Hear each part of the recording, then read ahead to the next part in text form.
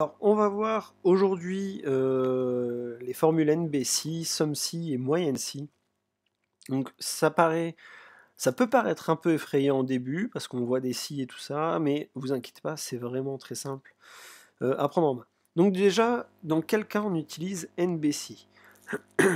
NBC, ça va être le cas où on cherche à savoir le nombre de choses qu'il peut y avoir dans un tableau, mais pas que. Donc c'est le nombre de choses qu'on peut avoir dans un tableau en fonction d'un élément clé. Donc par exemple ici, moi je voudrais savoir le nombre de notes que Jean a. Donc du coup, ça serait 1, 2, 3, 4, et c'est tout. Donc du coup, voilà, ça serait un peu long, surtout si le tableau serait très grand. Ça serait un peu long de devoir les compter comme ça manuellement. Donc ici, on voit qu'il y en a 4, d'accord? Donc maintenant, nous, on va essayer de trouver une façon de procéder qui va nous permettre de gagner en rapidité. Donc du coup, on va utiliser le nombre si. Donc on va compter le nombre de fois qu'il apparaît dedans, Jean. Donc égal NB, et on voit ici NB.si, on le sélectionne. Donc notre plage, ça va être quoi? Ça va être ça, tout simplement, l'élève. Donc le nombre de fois que l'élève apparaît dans notre tableau. Donc du coup, je fais point virgule, et notre critère, bah, ça va être Jean. Ça tombe bien, il est écrit juste ici, donc du coup, hop, je clique, et c'est bon. Donc du coup, il apparaît bien 4 fois. Maintenant, ce que je vais faire, c'est que ici, je vais verrouiller, vu qu'on est sur une plage, donc ça veut dire que ça sera toujours la même chose qu'on va demander. Donc je verrouille pour faire en sorte que quand je fasse ma poignée de recopie, ceci ne descende pas vers le bas. Par contre, ça, je veux bien que ça descende vers le bas. Je fais ma poignée de recopie. Je regarde Fred, est-ce qu'il apparaît bien 4 fois? Une fois, 2 fois, 3 fois, 4 fois.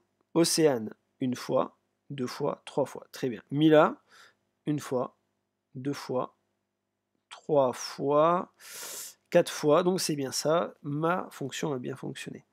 Maintenant, la somme des notes. On voudrait savoir le nombre de notes, le montant des notes que Jean a. Donc du coup, on va faire une somme. Donc ça va être égal SUMC. Je sélectionne SUMC. Ma plage pour mon critère, ça va être quoi? Ça va être tout ça. Là où apparaît Jean. Donc du coup, c'est comme si on faisait NBC. On lui dit combien de fois Jean apparaît dans cette liste. Donc du coup, mon critère, ça va être Jean. J'oublie pas de verrouiller. Hop, hop. Et donc du coup, combien de fois il apparaît? Donc il apparaît là-dedans. Quand il le voit, donc il va sortir le chiffre 4. Maintenant, il faut qu'on lui dise qu'est-ce qu'il doit calculer. Donc ça va être les notes qu'il trouve ici. Ok?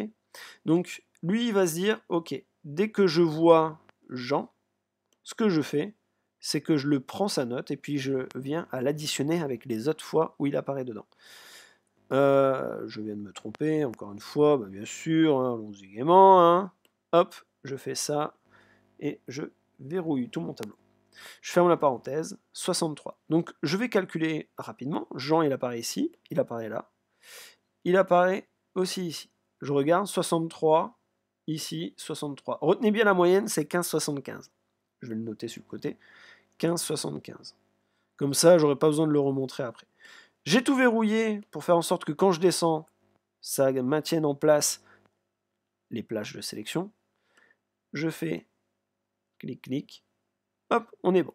Vous pouvez me faire confiance.